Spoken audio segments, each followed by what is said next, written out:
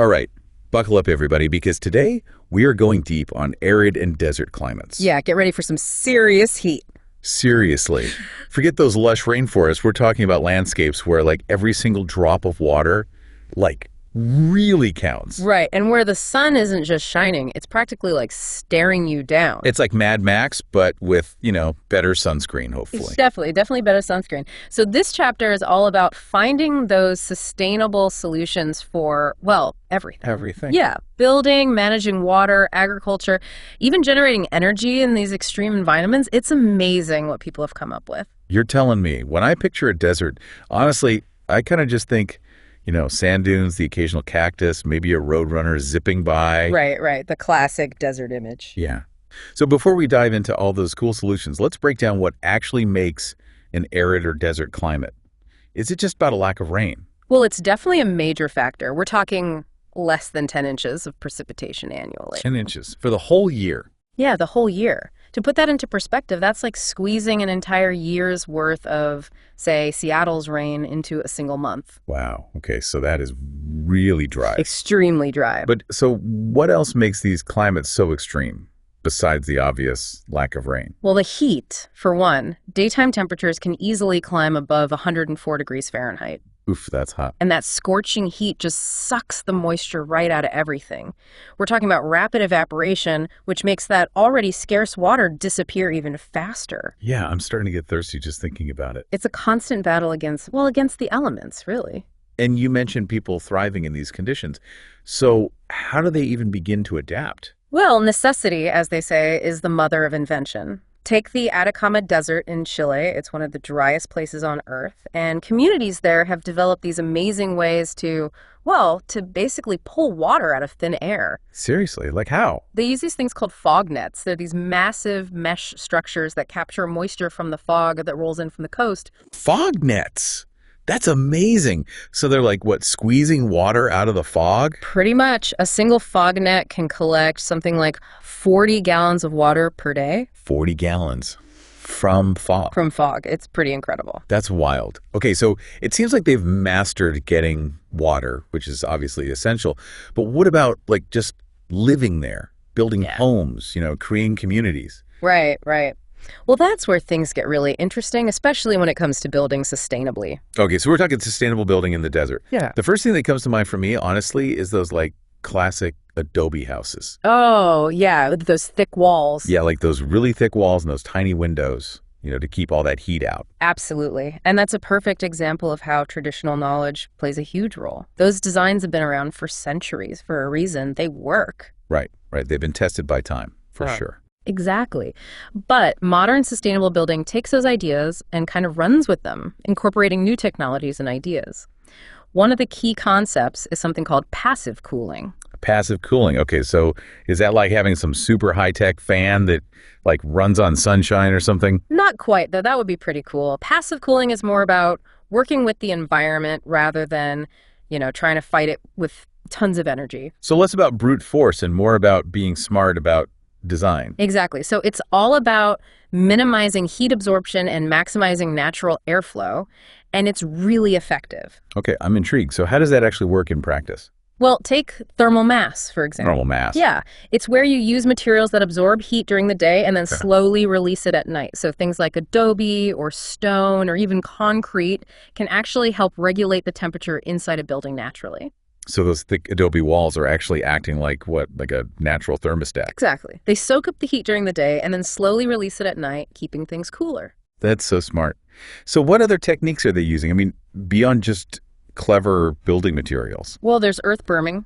Earth berming. Yeah, it's pretty much what it sounds like. You partially bury the building underground to take advantage of the Earth's natural insulation. So it's like borrowing the coolness from underground. Exactly. It's a surprisingly effective way to stay cool in a hot climate. I never would have thought of that. Yeah. And I'm guessing things like shade are super important too, right? Oh, absolutely. Shading is crucial. You want to minimize the amount of direct sunlight hitting the building, and light-colored reflective surfaces also help to reflect heat away. Makes sense. So it sounds like it's a lot about using the very earth itself as part of the building and being really smart about how you design things. It's all about creating harmony between the building and the environment, not trying to force it to be something it's not.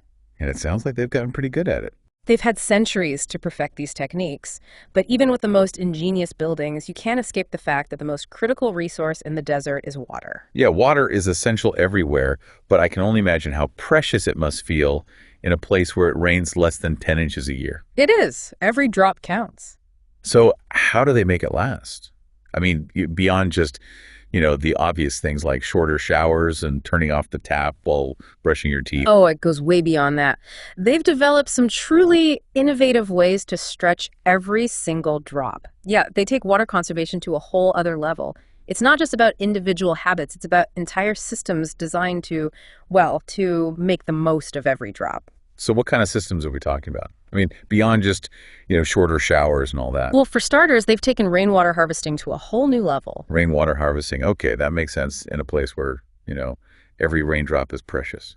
It is, and they've got these incredible systems in place to capture as much rainwater as possible. So is it like, catching the rain in a giant bucket? You could say that, but their buckets are a bit bigger. Okay, so like what? Cisterns. Cisterns, yeah, for sure. But they also have these massive underground reservoirs. Some of them are huge. Wow, and that's all just from, collecting rainwater. Rainwater, runoff from paved areas, anything they can capture, really. It's pretty impressive. It is. And I guess it makes sense. If it rains so rarely, you've got to make the most of it when it does. Exactly. And then there's another thing they do. It's called gray water recycling. Gray water. Okay, you're going to have to explain that one. It's basically the wastewater from sinks, showers, laundry, that kind of thing. Okay, so like used water. Right. But instead of just sending it down the drain, they treat it and reuse it. Reuse it for what? Mostly irrigation. Watering plants, gardens, that sort of thing. Wait, so they're watering their plants with, like, used shower water? Well, it goes through a treatment process first, of course. It's not like they're just, dumping it straight from the bathtub onto the tomatoes. Okay. But still, it sounds a little, unorthodox. It might sound strange, but it's actually a really smart way to conserve water.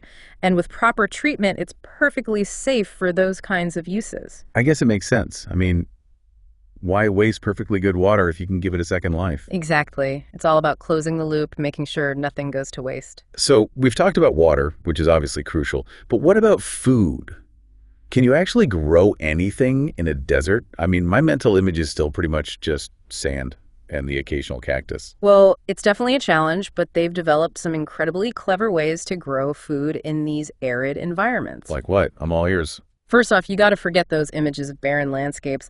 There's actually a surprising variety of crops that do really well in arid climates. Seriously, like what kind of crops? Well, think dates, for instance. Date palms are incredibly drought tolerant. Oh, right, dates. Classic desert food. Exactly. And olives, too. Olive trees can handle those hot, dry conditions like champs. So it's all about choosing the right plants for the environment. Exactly. Plants that are naturally drought resistant, that have evolved to thrive in those conditions. Makes sense. But what about, things that need more water, like, I don't know, watermelons? Can you even grow those in a desert? Believe it or not, you can. Certain types of melons are actually pretty well suited to arid climates. You're blowing my mind here. So it's possible to have, like, a thriving desert farm. It is. It just takes, a little ingenuity. And they've also got some really interesting techniques like agroforestry. Agroforestry? Yeah, it's basically integrating trees into agricultural landscapes. Wait, trees in the desert? I thought trees needed tons of water. Well, some trees do, but there are certain species that are well adapted to arid environments. Okay, so what's the benefit of having trees in a desert farm? Well, for one, they help to improve soil health. Their roots prevent erosion and help retain moisture. Makes sense. And I'm guessing the shade from the trees helps too, right? Exactly. The shade reduces evaporation and keeps the soil cooler, which is good for the other crops. So the trees are kind of like the guardians of the desert ecosystem. You could say that. They play a really important role in maintaining balance and resilience. It's amazing how everything is connected, like even in a place as seemingly harsh as the desert, there's this incredible web of life. It is. And that's what makes these dryland ecosystems so fascinating. But speaking of resilience, what about the energy needs of these desert communities?